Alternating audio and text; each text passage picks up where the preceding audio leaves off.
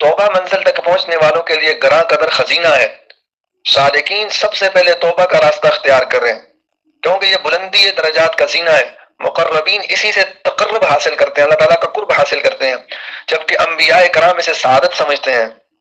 حضرت آدم علیہ السلام سے ایک خطا ہوئی تو توبہ ہی کے ذریعے انہوں نے نجات پائی، حق تعالیٰ کا قرب پایا، کیونکہ ہم بھی انہی کی اولاد ہیں، انہی کے راستے پر چلنے والے ہیں۔ نبی علیہ السلام نے فرمایا کل بنی آدم خطاء وخیر الخطائین التوابون، ہر بنی آدم خطا کرنے والا ہے، غلطی کرنے والا ہے، اور غلطی کرنے والوں میں بہترین غلطی کرنے والا وہ ہے جو توبہ کر لے۔ جو سراسر خیر ہے وہ فرشتہ ہے، جو سراسر شر ہے وہ شیطان ہے، اور جو خیر اور شر کا مجموعہ ہے وہ حضرت انسان ہے۔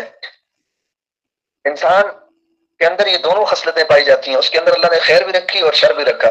اب یہ انسان کے اپنے اوپر موقوف ہے، وہ انسان بنے یا شیطان کی طرف منسوب ہو۔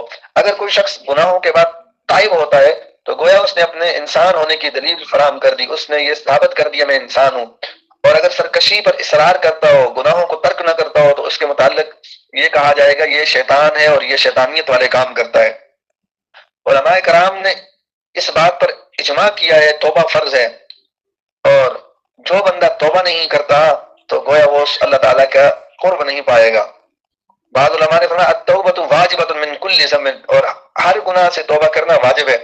کئی لوگ اس غلط فہمی میں مبتلا ہوتے ہیں کہ توبہ کے دروازے تو موت تک کھلے رہنے ہیں، کبھی نہ کبھی توبہ کر ہی لیں گے۔